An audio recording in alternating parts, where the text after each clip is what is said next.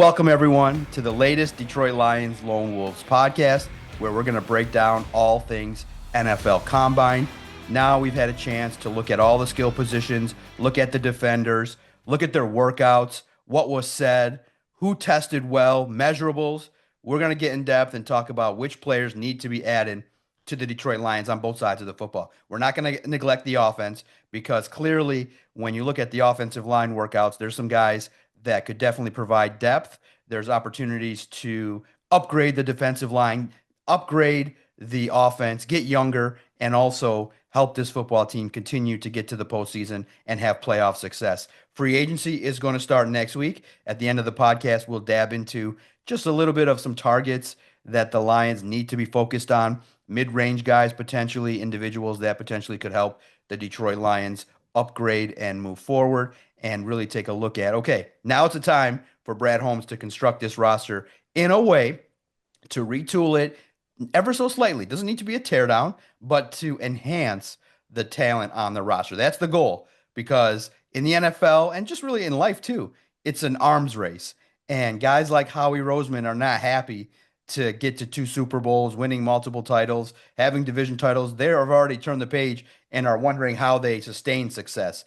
That's what the mark of great champions and leaders is that, yes, congrats, you win the title, you win the Super Bowl, Lombardi Trophy. Now you get to the combine and you start doing the work to prep your organization to win. And that's Brad Holmes in the front office's job, is to help Aiden Hutchinson, Jahmyr Gibbs, Amon-Ra Panay, help the great core that you have improve. And what better place to start than the combine? Now, look, remember too, we don't want to downplay the combine, but a lot of it is reassuring the front office and personnel department about what they already know. You have a list. Let's start there, Christian. From the list of nearly 30 guys that formally met with the Lions, the list that you see, because typically that kind of indicates a higher level of interest. That indicates, hey, the Lions are potentially interested in sitting down with you, sitting down and learning your football philosophy, sitting down and kind of questioning you a little bit. Dan Campbell likes to ask, what does grit mean to you? Football knowledge. There's a lot of in-depth opportunities. So from the list of those that formerly met with the Lions, what intrigued you? Because I think what sticks out clearly is that the Lions met with a lot of edge rushers. They know, okay, like everybody else, that position's deep, and they want to spend some time talking to some of the best ones. And I think that the list clearly shows that there's going to be an opportunity for an edge rusher to join this football team. Absolutely. And I think that when you look at the list of edge rushers that they met with, I mean, you're talking about some guys that are at top of the board. A guy like Mike Green, a guy like Nick Scorton. You go a little bit further down, they had a formal with Jack Sawyer and an informal with Josiah Stewart. So it's clear they're doing their homework on a lot of these guys. And I think the intriguing part about it is it allows the Lions to get players in the room with them, turn on their film, and allow these players to explain their thought processes on some of these big plays. Like, I would love to be a fly on the wall with the Lions and Jack Sawyer talking about that strip sack that he had for a touchdown against Texas and listening to him walk the Lions through that play. I'm sure that was one of the things that they did. But really, as a whole, this is an intriguing group of prospects. You talk about some of these tight ends that they met with, like Thomas Fidone and Jackson Haas, who are more physical guys. Jackson Haas talking about how much he loves to play physical. Thomas Fidone, another guy that dealt with some injuries in college but has that upside as one of the formerly top recruited tight ends in his class. And another name that really stuck out to me is Pat Bryant. Did a little digging on the Illinois wide receiver, and I mean, low drop rate and a high contested catch rate. I really like his profile, and I think he could be somebody who slots in as either Tim Patrick's backup, or if the Lions decide not to bring back Tim Patrick, a guy like Pat Bryant fits in just fine for what the Lions want to do offensively. So there's a lot of really good names on this list. If you go check it out on Lions on SI, and there's a lot of guys that when you really do the digging, you see that their style of play fits that Lions profile. I'm sure that what these interviews are all about is gauging whether or not they're a fit for the Lions culture, because as they've said before, not everybody can play for the Detroit Lions based on how they've constructed it under Brad Holmes and Dan Campbell. And so I think that what they learn at the interviews will tell us a lot about when you get to that April draft and some of these big names are on the board and the Lions go for somebody else. I think that we can all trace it back to these meetings that they had in Indianapolis. From the list, who's the player that you say, okay, what's the most fair offer to make to move up? Which edge rusher? Because I think they do it for an edge or an offensive lineman. I really have been intrigued by Gray Zabel, Josh Connerly. I think can do a lot of different things. You realize that the Ohio State offensive lineman as well can do a lot of different things. So you recognize Donovan Jackson is a player as well, but I'm not sure the lineman would be worth moving up for. You know what I mean? From the players that they met with formally, the edge rushers, who would you make the deal for and say, all right? Because I feel like, in those that are talking about Shamar Stewart and Mike Green, I see talent there, but I'm not so sure that the impact is there, the value is there to move up to get them. I do feel like there are some top end edge rushers out there that, you know about, but, potentially are dealing with some things. Do you take a swing on a higher level edge rusher, or do you say to yourself, okay, stay at 28 and see how the board plays out? Is there an edge rusher that you say that they met with? Hey, go get him. I mean, if everything checks out with Mike Green, then that would be a guy that you would want to go up for. But I also think if that's the case, Mike Green might not make it out of the top 10 based solely on the fact that the position is so valued.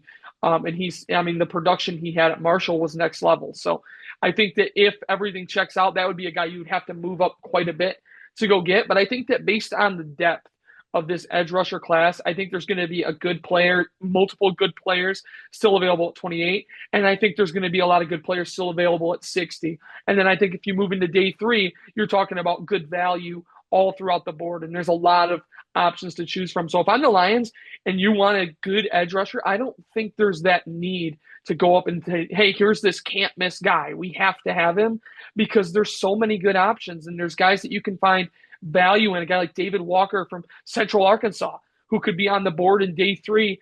And he's a super talented player who had a ton of production, albeit at the FCS level, but this is a guy who can really play.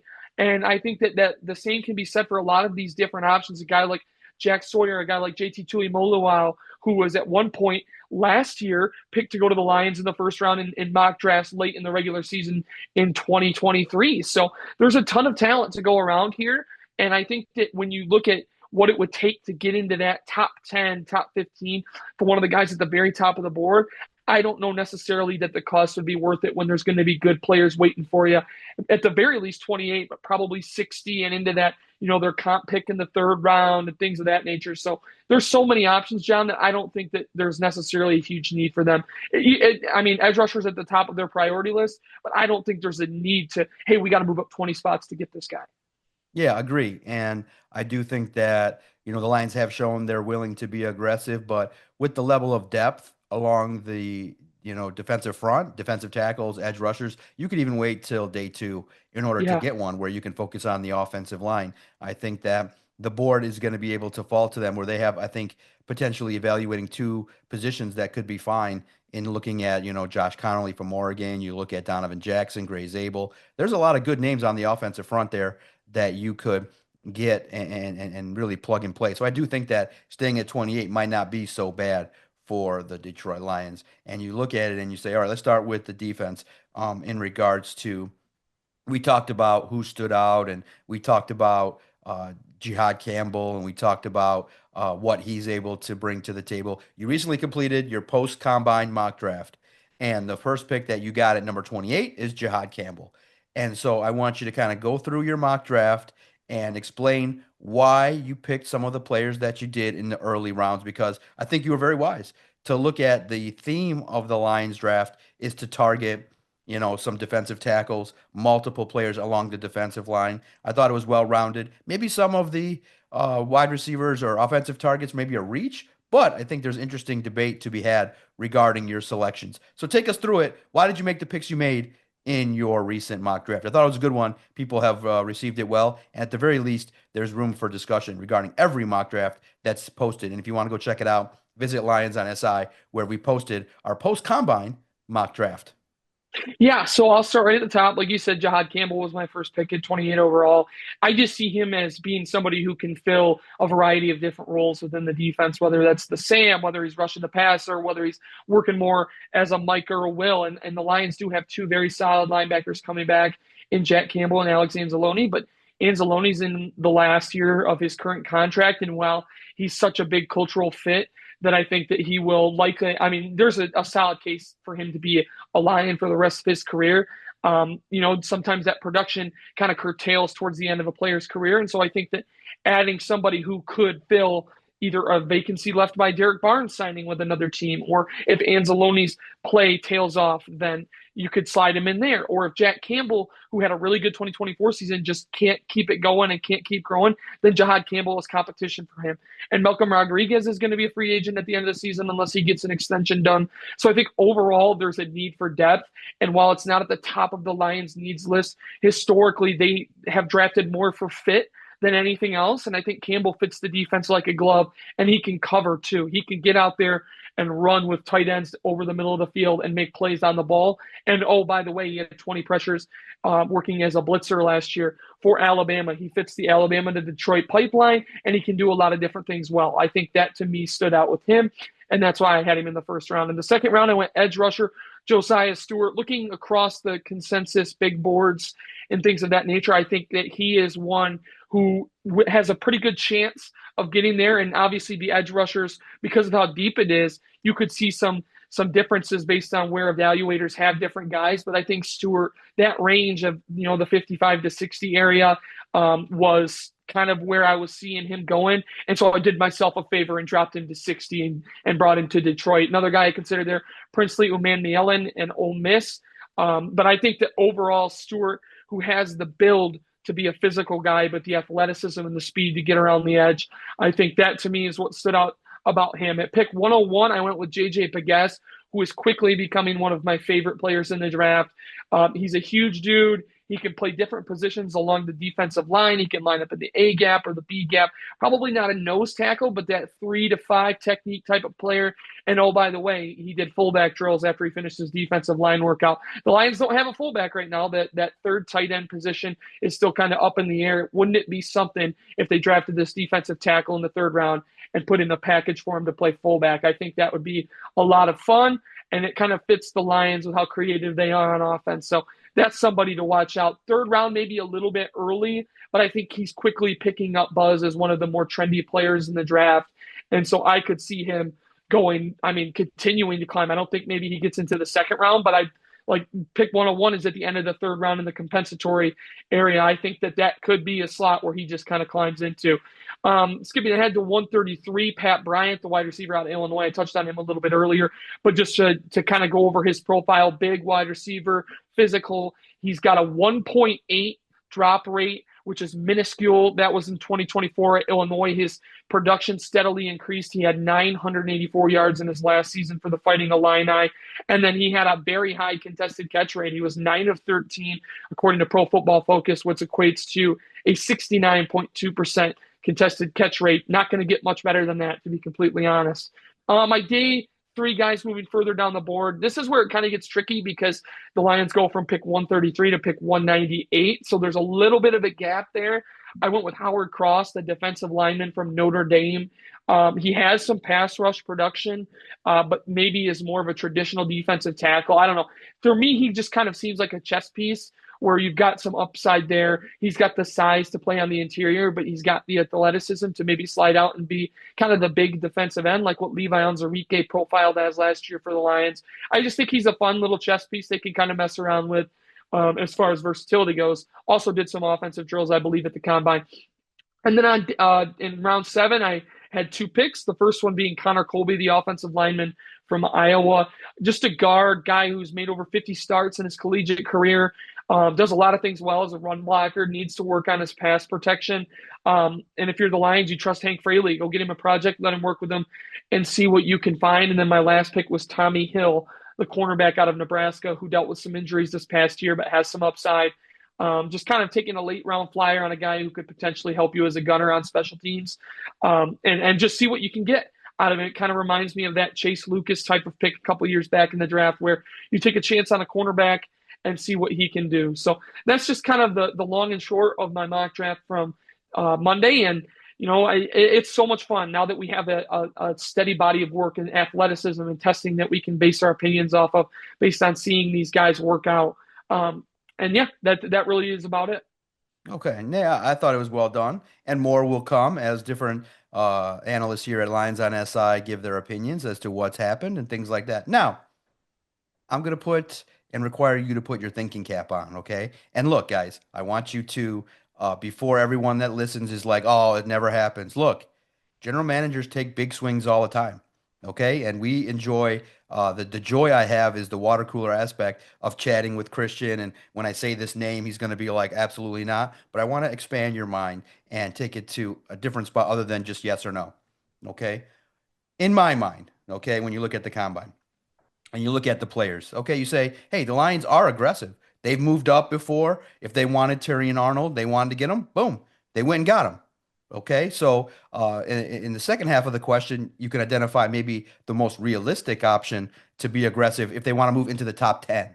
Who should they swing for? But I'm going to say this, okay? And the reason why I think you like working with me is you have no clue what's going to come out of my mouth. You have no clue what I'm going to express. I think you generally know what we're going to talk about, but every show, I'm going to make you put your thinking cap on and I'm going to make you explore things outside the box as well.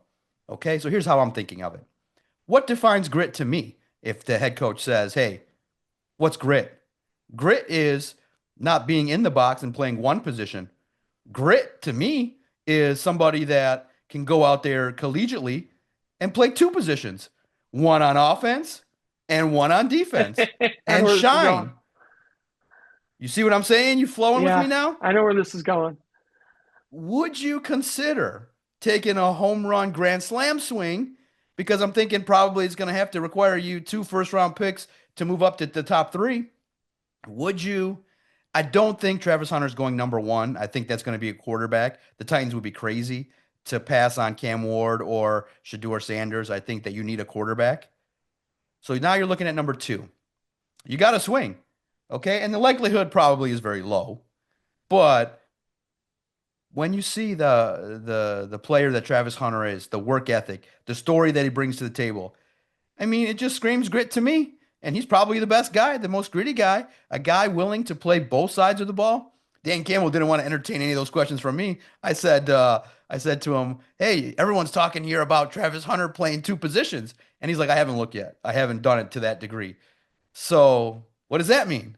Well, you could read into it. Well, maybe that's a guy that they love.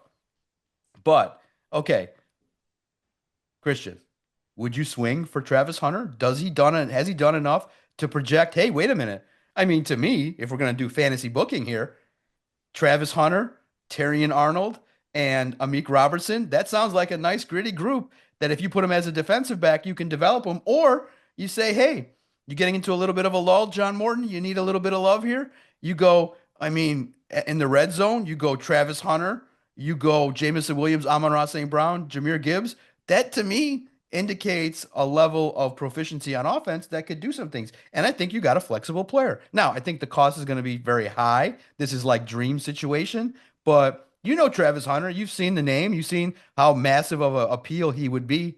Would you go and swing for the grand salami in Travis Hunter if you're the Lions?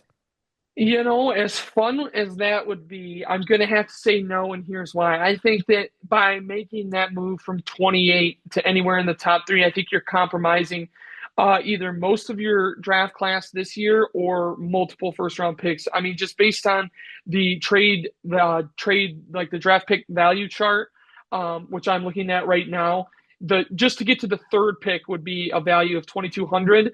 The Lions' 28th pick is 660. So you're talking about almost quadruple the value of their first round pick in 2025. And I just don't know that I see the team making a move of that caliber. And I think the reason for that is there's just a lot of depth in this class on defense. Maybe not guys that will have the immediate impact and two-way versatility. I mean, Hunter is one of one. Like we can confidently state that. And he's been excellent at the collegiate level as a receiver and as a cornerback. But I just don't foresee the Lions making a move like that. Now, that said, like you mentioned, Brad Holmes is a guy who gets what he wants. And if he feels like the Travis Hunter is the guy, he'll make that move. The only problem is I think that you're compromising the rest of your draft class. And I just don't foresee the Lions doing that. It would be a ton of fun. Don't get me wrong. It would be awesome. But I just don't think that's in the cards for the Lions right now. I don't see them and Brad Holmes with how much he values draft picks. I don't see him putting them all together or taking a bunch of first rounds from the coming years to go up and get Travis Hunter. Doesn't okay, outside of the sacrificing, good player though, right? Good Oh, player. absolutely, I think absolutely. It would be a lot of fun. Like I would love that. I a lot would of fun. Okay. absolutely love it.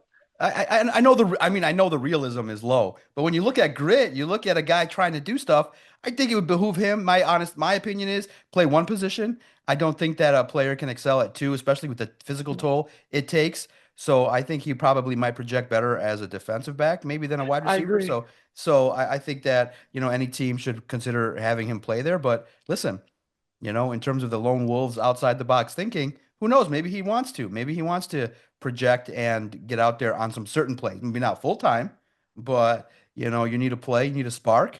Hey, have some fun. You're up by 10 or you're up by 15 late in the game, 2 minutes left. Maybe you need something and you handle business with Travis Hunter. So it's intriguing. Okay, Yeah. realistically, top 10, what you're seeing in mock drafts. Let's just say the Lions do kind of invest one pick in a player or one pick and want to move up into the top 10. Who's a player that you say, all right, that makes the Lions a little bit more competitive with the Eagles and Commanders and 49ers? Who puts them over the top in the top 10 of what you're hearing in terms of the top 10 overall prospects? Who could you realistically swing for? You're not going to do a quarterback. You're not going to No. do um you're not going to do maybe Travis Hunter or Shadur Sanders, Cam Ward. Would you swing for an Abdul Carter? Would you swing? I think he might go also have a chance to go number one. Maybe if he drops into 7-8, something happens. Or do you say, does a Mason Graham get up to that high? Does a player that you've seen as an edge rusher besides Abdul Carter fit the top 10 mold? Who realistically in the top 10 could the Lions maybe peek at and say, okay, if the question is, if we're sitting down and Brad asks you, regional scout Christian, who could we swing for that might be interesting? Who would you say? That's a great question. I think that with the parity in the edge rusher department, I think that some of these guys who could go top 10 could also be available at 15 based on just how things go over the next month. I think that James Pierce is a guy who is very, very interesting. He ran a 4.47 40, just flying down the field. But is he only a designated pass rusher? Like, where do teams see his value? If he's a guy who is slated to go top 10, which he has in some different mock drafts, but he seems like a consensus, maybe top 15 guy. That's a guy I'd try to go up and get. I think if you look at the cornerback position, I think Jahdae Barron, who is one of my favorite players in the class, is a candidate to maybe slide into the top 10. If because Will Johnson didn't test, the consensus on Will Johnson maybe is that he's starting to slip a little bit, and Jahdae Barron could be the first corner off the board. That's a guy who, if you really want to stock up on young cornerbacks who are talented and have good skills with the ball in the air, Jahdae Barron's a guy I really, really like.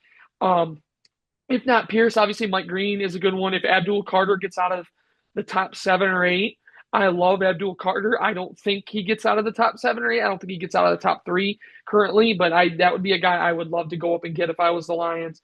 But yeah, there's a lot of different options, and really what I'm excited to see about this draft class is it seems like it's kind of a little bit unpredictable. Like you have the quarterbacks who, because of their position, are projected to go early, but you read that scouts may not be as high on either of those two as they were on all 6 of the guys last year in that class. So where do they go? Will Campbell, the offensive lineman from LSU, who was excellent as a tackle in college, has short arms, and now everybody's trying to make him a guard. And if the concerns about his arm length are legit, how far does that make him drop? If you're going to go offensive line and you want to get the best one, and Will Campbell's sitting there at 8 or 9, why not slide up and try to get him? So to me, there's just so many different ways this could go at this stage, and it's going to start to solidify throughout the pro day circuit and as people start to put more things out there. But I think right now it's so unpredictable that a guy that you see as a top 10 guy could be available at 15. So yeah, I mean, ton of options. Guys like Shamar Stewart, who has now worked his way into being a projected top 10 pick. He's a guy who kind of fits the Lions' versatility aspect of it with his size and ability to slide inside or play off the edge. So that's kind of the long-winded way of saying there's a bunch of different guys where if they're sitting there at 8 or 9, why not go up there and try to make a play on it? Yeah, no doubt that being aggressive is, I think, realistically, the aggression probably would happen between 15 and 20. I Yeah, think then going up and get because the values there, it's such a deep class at a lot of different spots. But I think that if you find, I think the player that maybe they do it for is potentially Gray Zabel or somebody that they fall in love with, Donovan Jackson, who they've met with. I think that an offensive lineman, if they feel like, okay, someone is ahead of them, maybe, I think the fun part would be a lot of people are mocking Donovan Jackson to the Rams. If you feel like you just need to move up a couple spots just to jump them to get the Hmm. player that you want, I think that's also a fair assessment of what's going on. I think it's fun. I think that the opportunity to discuss at least a lot of different players are very intriguing. Now, just from the offensive line workouts that you got a chance to read about, clearly Gray Zabel is a player that a lot of people feel like fits the mold of a Lion. I definitely like, Donovan Jackson. I like Josh Connerly in that mold. Outside of maybe those guys as well, speak to them. But who else could you see maybe later on down the road as a potential offensive line fit? Because I do think that there's a question mark to say, is there the left tackle of the future in this draft? Do you definitely want a versatile? I mean, clearly what they're looking for is a versatile player that can play a lot of different spots. And I think the opportunity is there to find players that not only can give you the versatility, but productivity. You're going to want somebody that potentially could be the left tackle of the future, but could be somebody that you start at left guard that could potentially if something happens to Taylor Decker, could slot over and have success. And I think there's a handful of those guys in this draft. Yeah, absolutely. I think that when you take a look at this overall offensive line class, I think the theme is versatility. You talked about Gray Zabel. He was an offensive tackle at North Dakota State, projected to slide into guard, potentially even center. But it looks like the interior is where he will fit the best. He did not run the 40, but he did have a 36.5-inch vertical at close to 6'6", 312 pounds. Like that to me screams athlete. He could be the latest in a long stretch of small school group of five type guys who walk into the NFL and work their way into a starting spot. Cody Mock, who is another North Dakota State guy, is kind of the same on that same trajectory as him. So I'll be intrigued to follow that. I think Armand Membu from Missouri is another guy to keep an eye on who has picked up some early top 15 type of first round buzz. Very versatile offensive lineman as well. You go a little bit further down the board, digging into the Iowa State guys when I was doing that piece for finding players who were coached by Tyler Roll, who is the Lions' new tight ends coach. I came across Jalen Travis, who is this big physical offensive tackle who really owns pass protection. I thought he had a pretty solid showing at the combine as well. You mentioned Donovan Jackson earlier. Donovan Jackson is an interesting one. Didn't have the greatest day at the combine, but again, you look at his film. I think that what's on tape should translate fairly well. I think the same can be said about Tyler Booker from Alabama, who ran a slower 40. I believe it was 5.38. But if you look at his overall tape and the way he plays, I think he's going to be just fine. And I think he fits with what the Lions want to do. So I think overall it's an interesting class. And I think with the offensive line, especially, you see some of these guys who are super athletic and they kind of comparatively kind of make the other guys who maybe aren't as athletic or don't test as well, but play super strong and super physical. So those guys tend to drop in the eyes after the combine, but I still think guys like Jackson and Booker are going to be just fine. But that doesn't take away from the guys who are that big and still test really well.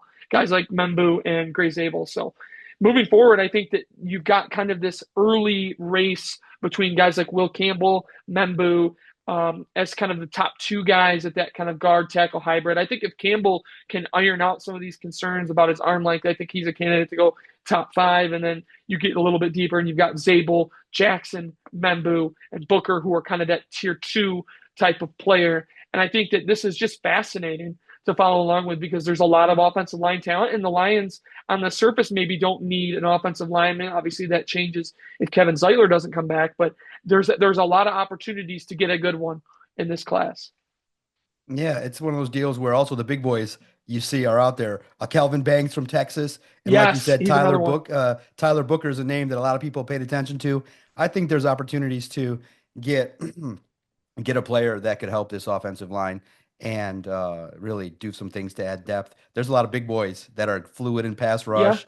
There's opportunities, and we'll start to dive deeper into our own draft profiles as this next 60 days come out. We'll probably feature a lot of draft profiles of some of these names. And so, looking at a couple positions we did not really target in depth wise, who's a defensive back, a cornerback, okay? Because feels like if you're Terrion, you might have to put out a song to say, hey, I need some help too. And I know Carlton's there and Amik's there, but every position group should always want more. Every position group should say, hey, go get a young guy. And I know that a lot of people, the Alabama guys were smart. Malachi Moore, the defensive back. I think more people are like, ah, we don't need a safety that much. You don't really need a guy that, but he's talented. So you look at it and you say, well, there's some opportunities to upgrade and look at defensive backs from the SEC, as Brad Holmes probably would like to target. Anybody that caught your eye from the workouts to say, hey, let's just not focus on pairing up Aiden with somebody. Let's pair up somebody with a tall, physical, fast, bad dude kind of guy that could be physical and play defensive back. Who fits that mold to you? Yeah, I think that Daniel Jeremiah kind of called his shot earlier in the week with his conference call about Maxwell Hairston, who ran an unbelievable 44.28. He's a Michigan native, played at Kentucky. Physical guy, maybe appears a little small, but I think that the way he plays and when you watch him on tape, he can really mix it up. So that's one guy to keep an eye on. I mean, originally, you could see him as a day two type of guy. I don't know that he gets out of the first round. Another position that's very valuable, and he's a fast one. So I think that he's going to be very trendy moving forward. Will Johnson didn't test, which I know a lot of the buzz around that wasn't great. He'll have the opportunity to work out at his pro day, and I think that a lot of the questions about where he's at as far as his injury and kind of the weird stretch of play that he had at Michigan in his final year, where he had a couple of huge pick sixes, but was also at sometimes just getting burnt, and it was super uncharacteristic after a really solid year, the year the Wolverines won the national title. So I think Will Johnson has some questions to answer, but I think that overall still a pretty talented player. If there's a world where he slips into the 20s, maybe the Lions take a chance on him. Jahdae Barron was another guy I had wrote down. Didn't test super like extraordinary. I believe he was just under 4.4 in the 40. But I still think that's a guy that just turn on the tape. Like watch him play, watch how savvy he is in coverage, watch how he really does an excellent job breaking up passes, getting the ball away from the wide receiver without committing penalties. Like I think that that's one thing that when you watch him play, that's one thing you'll pick up on fairly early. And then a name down the board that I had written down is another Iowa State guy, Darian Porter. I think it was an excellent week for Iowa State based on all these names that I had just jotted down coincidentally. Converted wide receiver, doesn't have a ton of production, only played the position for a couple years at Iowa State, but athletically, physically, he measures up. He's got tools. And I think that that's a guy where if you trust the Chase Townsend and you want to focus on other needs, you could get him this guy and say, hey, here's a ball of clay, go mold it. And I think that Darian Porter is another guy who could be very intriguing as you get into the day two, day three, day four. Or excuse me, round four. Yeah, lots of intrigue in regards to what's available out there. I think that a lot of prospects now have come to light in regards to who can be a player that Brad Holmes targets. Clearly gritty, versatile. I think that, we're going to look to a lot of players from Texas, from Stanford, from the, SEC as well. So there's going to be some clues as to who can be drafted. And we'll start to profile some more fits as we talk and continue. But here for our next segment, just to kind of understand, we highlighted players that we know that could catch the attention of the Detroit Lions. Who do you think kind of maybe didn't do themselves a favor with this combine? Because I do think that Princely did not kind of test as well, and I think many people were high on him early. But I think with the numbers that he showed at the Senior Bowl, what you've seen from him at the combine, I just think that maybe that's going to be a pass for the Detroit Lions. Anybody else that you said, okay, maybe you were expecting a little bit more from and maybe didn't deliver, that maybe you say, well, I maybe would have slotted him in a mock draft, but now I was debating and maybe we'll decide to move on, that there's a better option? Yeah, so there's a couple of different guys that I have written down just as kind of underperforming. I know it's not a position of need, but I was really excited to watch Bowling Green tight end Harold Fannin work out. I think that his performance, particularly in the blocking segment, I think he kind of struggled with that. He had a slower 40 time than I would have imagined, just because of how explosive he seemed to be at Bowling Green. And I think that he's still a very good player. I just came away feeling overall underwhelmed by his performance. I think obviously I wanted to see Will Johnson test after, he missed a lot of the second half of the year for the Wolverines. I think that this was an opportunity for him to kind of remind the league what he's all about. Chris Paul Jr. was a guy who's kind of a trendy fit to the Lions. I didn't think he tested super great on a night where a lot of Carson Schwessinger didn't work out. A lot of the attention was on these middle round type of linebackers, with one of the top prospects not testing aside from the vertical jump. And so I think that it was an opportunity for him to really assert himself. And, he just kind of missed the bus on that, so to speak. But I still think that what he does as a player fits Detroit, and I'm excited to see what he does at his pro day and moving forward. At the safety position, Malachi Starks is another guy that didn't light it up necessarily, but he's another one that I think you just turn on the tape and watch him play, and a lot of your concerns can be dismissed with him. I wasn't a huge fan of a lot of the quarterback workouts, to be completely honest. Same. I don't see a whole lot of it. I think Will Howard had a rough day for Ohio State. There's some buzz on Jackson Dart. An article I believe came from The Athletic. Two teams see Jackson Dart as potentially going in the first half of the first round. He's a fine player. I liked what he did at Ole Miss. I just think that from a schematic perspective, he's going to have to learn a ton, and I don't think he's an instant impact guy. And so if you're looking for him in the first round, you're going to have to do so with the opinion of him being a project where he might need to take a year or two. So those are just some of the names I have jotted down. Jaden Blue, the running back from Texas, didn't have a great day. He said he was going to break Xavier Worthy's 40-yard dash record, and then came up a little bit under 4.4. I believe it was 4.39, but still another guy I like as a pass catcher out of the backfield. And we'll see how the Lions value this year's class of running backs, but he was coached by Tashard Choice at Texas. So, yeah, I mean, that's what the Combine's all about, is you can see where these guys are at athletically. I still think that watching the tape overall is kind of the end-all, be-all, but I think that for a lot of guys, for me, it confirmed the explosiveness, the speed that I had seen on tape, while others, guys like Fannin, blew a little bit just based on the 40 time, where I came away being like, oh, that's a little bit slow than what I expected it to be. But I think overall, you still got the pro day, and then we'll see how it all shakes out. All right, with our last few minutes, we're going to open the subject of free agency. We'll probably do another in-depth podcast later this week where we hit on the positions of need, certain players, where the Lions should allocate resources, things like that. We'll bring that to you in the second podcast. But story that just broke as we were talking, Darius Slay has been released from the Eagles. So he's a veteran who wants to come back to Detroit. And I know everyone loves a good nostalgic story. I do think he would come affordably. He's a veteran presence, but I think you could upgrade. I think that you can find a better defensive back that's younger in the draft, and I think in free agency as well. So if you ask me, should the Lions have the reunion with Darius Slay? I say no. I think that if the Eagles have said that he slowed down, he's kind of said that, he's starting to slow down just a little bit. He, of course, is a very good player. I think that he would be an asset. He probably would come very affordably, but Darius Slay is not going to put you over the top to defeat the Eagles. And I just think that you go younger, you empower Amik Robertson, and you have Ennis Rakestraw. I think you look in the draft for younger talent and physical talent in free agency as well, that you can find a player between the ages of 37, between the ages, excuse me, of 27 and 30 to handle that position. It's a tough physical position. And I just think that if you're asking me, I don't want to see a reunion with Darius Slay. You see, I'm going to go the other way with that. And I think that the only reason I say that is because it's a 1-year deal. He's coming off a Super Bowl title, and I think that he could be a valuable mentor for guys like Terrion Arnold and Rakestraw. Amik Robertson's still on the younger side of things. So I do. I think that you're not taking him on necessarily to be like, okay, you're our cornerback one. But I think he's a good player who will be affordable and wants to be there. So I think a 1-year, relatively small contract, whether that's 6, 7, 8, 9. Yeah, I probably be talking to double, maybe 10. But for 1 year, I think that that's doable, and I think that that could help the Lions in the long run. And at the very least, he's good depth, where if one of these guys goes down, he can step in and help you win ball games. So I think that there's, it might be low reward, but I also think it's very low risk moving forward for the Lions to make a move like that on a 1-year deal. Okay, and then Calvin Johnson recently appeared on Kay Adams, and he did his free agent shopping wish list, and he's pretty smart. He's like, hey, if T. Higgins doesn't get the opportunity to stay with the Bengals for whatever reason, if he doesn't get tagged, maybe the Lions should take a swing on him. I like it. A number two.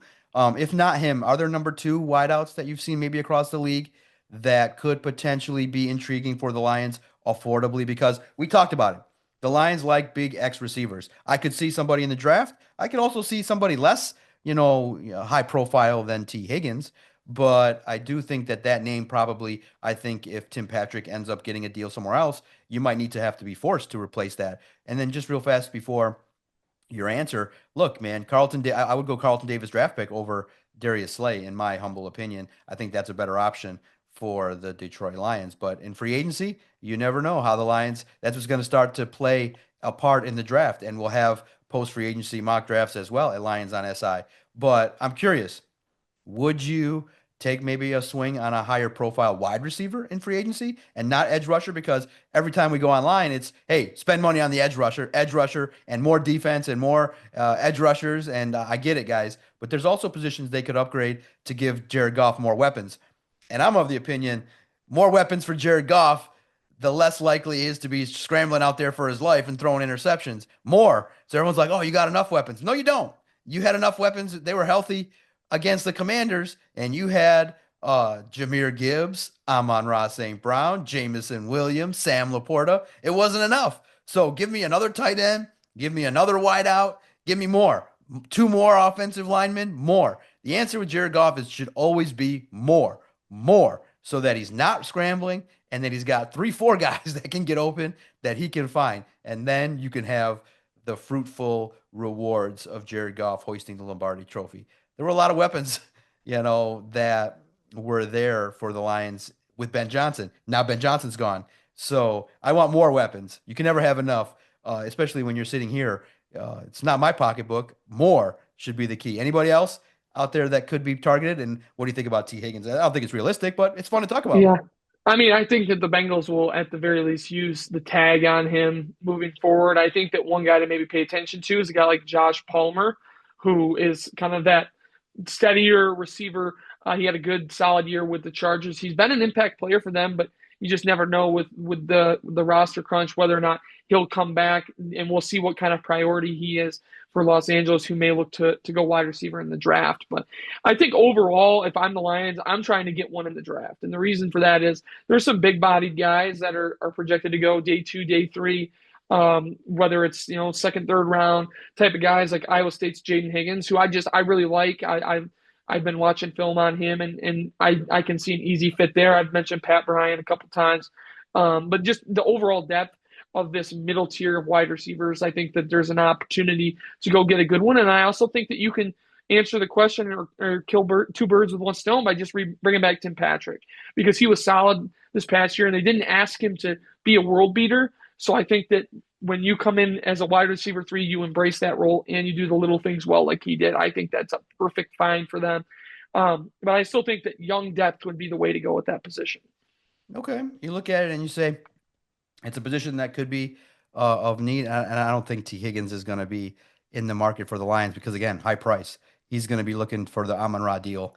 And his number, I think, on the tag is pretty huge, too. So Yeah. it's going to cost you for T. Higgins. But again, in the name of aggression, you never know. What the Lions are willing to do in their pursuit of a world championship. So it's intriguing. It's one of those situations with this football team that there's a lot of variety of what they can do. I think, and we've talked about it before, I think they target the trenches in the draft and maybe some of the skill positions, cornerback and wide receiver, maybe in free agency, but more of the low key tier 2. And so those are Yeah. the things we'll bring you this week. Some tier 2 free agents, some guys that you should pass on, some guys that are affordable. I think you looked at it as well. In your list, there was a list created of affordable free agents that could be realistic for the Detroit Lions. Before we get out of here, who fits more the mold of the realistic option that the Lions could target in free agency? Who's affordable? That's not going to break the bank so that Aiden and J-Mo and Kirby can get some money. Yeah, I think that my guy in that group of players is Dennis Gardick, the outside linebacker from Arizona. I've enjoyed watching him play when they've played against the Lions in the past. He's been a Cardinal for a long time now. I think coming off the injury is going to decrease his value a little bit, and I think that's the type of player where the Lions can swoop right in and make a play on him and get him. He's talented. He could fill that Sam linebacker role if Derek Barnes left. If Derek Barnes sticks around, he's competing with Derek Barnes for that role on a 1-year, 2-year maybe deal. So I think there's a lot to like about how he fits with the Lions defense. He can rush the passer. He can cover a little bit. and the versatility there. I think the veteran experience are two things that give him a lot of, make him a good fit for playing with the Lions and their defense. And I think with Calvin Shepard being a former linebackers coach, I think he's a guy who could really stick out on film for Shepard when he's watching film of some of these free agents. Yeah, real intriguing. Thank you for your time this week for the Lone Wolves Lions podcast, breaking down the prospects. Again, we'll have more in-depth breakdowns of some of these players that we talked about today and who highlighted and did perform well at the combine. Look for it at Lions on SI. And then just with a couple minutes, I'll just share my experience. I thought it was great. I think it's a great experience to see kind of the NFL world kind of converge. And I didn't know, and I think you hear about it, but to actually be part of it, I think it's one of those situations in which you can kind of see where the networking happens. A lot of times it's the work, and then you go out to the local restaurants, bar area that's kind of all kind of condensed in one section there next to the Westin and the JW Marriott and the way in which it all goes down. I did pass by. I did not get involved in any media fracas. I think everybody liked me because I shook hands with everybody, and my intro is the same to everybody. Oh, it's hey, I like your work, and nice to meet you. And I got to meet with a lot of agents and league executives, and a couple coaches and a couple general managers just in passing. And it's very much low key. And really, it's just like anything in life. It's not new to me to meet people, being that I've been a professional worker now in the mental health field and in sports for combined, for over 25 years. So it's not new to just meet someone and have a normal, healthy conversation. And it was cool to chat about Jared Goff, the Lions' plight, what people think across the league, and to get some information as to how to secure more information. I just think that really in the end, it's just networking. It's just being a available person that's nice. To be able to just say, hey, I respect your work. I'm a fan. Hey, I got a podcast. If one day maybe you want to come on, they say, oh, sure. Or they just are busy or something like that. So it's great to see you'll just be sitting down and Mark Brunell will walk by, a Lions coach will walk by, a player will walk by.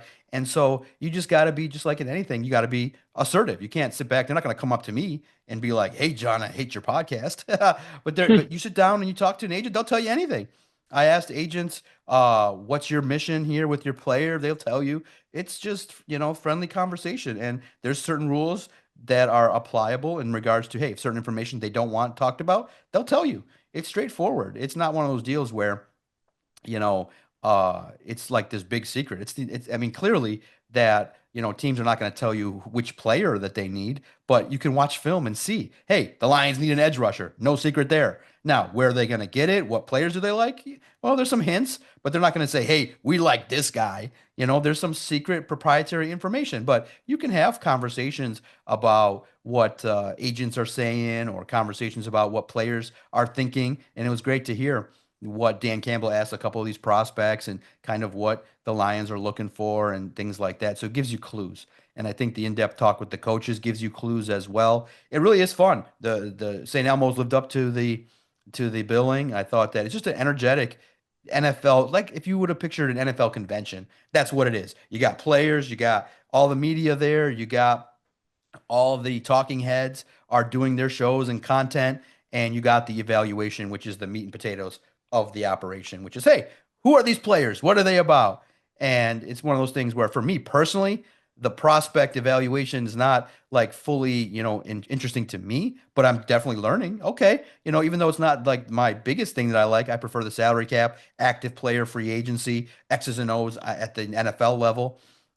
Prospect evaluation is not my favorite thing, but you do get to know these players and what they're about. But largely, you're just spending time with players that are never going to see the Lions operation. So it does help you get to know them better. But at the same token, I find that it's an event that should be attended by NFL reporters every year for the total benefit of what you get to see everybody, to meet your colleagues, to finally meet the people that you've been on Zoom with for 5 years or more. You get to express kind of the normal workload of like how challenging it is to have the NFL be like a 24/7 operation and the difficulties of the job, but also the joys of the job. How great it is that we get to watch football and watch prospects and to see a Shador Sanders just walking around talking and see other reporters as you bump into them accidentally, or they look at you going, "Oh, I can't believe you asked that," or, the whole bias that reporters have about, "Hey, did you meet with the Lions formally?" But look, the only way to kind of get that sometimes is to kind of ask it. So it's one of those deals where I know it's a lazy question that media thinks is not the best, but it does give you the information that the fan wants. Hey, did this guy meet with the Lions? And some guys said no. So otherwise, without asking it, you don't get that information. So I think that it's interesting that two national high-profile media members fought, and I can see why because one is talking to an agent, one's talking to different sources, and sometimes that clashes, and sometimes there's that air of hierarchy that the national media maybe wants to portray over a hardworking reporter like a guy at a national outlet. So it's intriguing, but at the same token, we're friendly with everybody.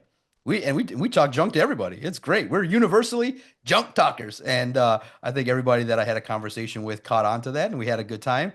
And I think that the relatability of a lot of people. There was very few that weren't willing to talk or share or even high profile general managers, coaches. You give them a smile, say, hey, good luck this year. They're willing to acknowledge and have a simple conversation about their roster or things now, like I said, not in depth. They're not going to say, hey, Falcons, are you going to cut Kirk Cousins? But you just say, hey, tough situation with Cousins, and they acknowledge it. But at the same token, it's all about building a better football team, and it's all about the mission at hand, which is to discuss the offseason, learn about the prospects, how this football team can get better, and the hope for the future. So I believe that if you get a chance to go to the combine, you should enjoy it, enjoy the full week. I think the workouts, though, from a media perspective, not that fruitful. You can watch it on TV, and being in the building, you would not get times or the nuance of some of the analysis. So I think the in-person, face-to-face with prospects and coaches is very much worth everybody's time. And I thank everybody that followed along. I think that those that followed at Detroit Podcast got a glimpse of what the edge rushers, that one position I focused on, the key position, you got enough information to help you start to formulate the plans as to what you think about the Lions. And thanks everybody for tuning into the podcast. We'll bring you another one later this week. And free agency frenzy, it's going to start. Who fits? Who doesn't? Prospect fits. Who fits? Who doesn't? All that we're going to bring you at Lions on SI. And the hub of the operation on Twitter, X, is at Detroit Podcast. One word. Visit, interact, engage. Thank you guys for listening. Thank you, everybody that's in listener land out there, for helping make our NFL dreams come true and being able to be accepted in the NFL community and have laughs with reporters and to share what a podcast can be about. And I'm thankful for the NFL world for their acknowledgement of our podcast and knowing that that's a medium that can still do so many things. And so it was great to see a lot of podcasts emanate from the combine. And it was great to hear that Allen Robinson is going to be somebody that if he doesn't play for the Lions, what's he going to do? Media. He's going to take his talents to podcasting and the media if he does not end up staying with the Detroit Lions. Allen Robinson, a veteran, clearly brought in, didn't have a lot of impact, less than 5 catches, but I think his value was a little bit more for the mentorship for Jameson Williams and giving the experience to a bunch of the younger guys as well and working with Khalif Raymond in that Lions locker room. And I think another veteran presence as well, maybe to help out Donovan Peoples-Jones or just to be a listening ear for the experiences out there. So if Allen Robinson, who is pondering retirement, does end up moving on, he's got a bright future, which includes documentaries, podcasts, and some broadcasts of the game that he knows and passionate about, football. Christian, thank you so much for your time. We'll jump back on soon. And any breaking news, analysis, insider information, please check us out. We're in the mix. Detroit Lions on SI.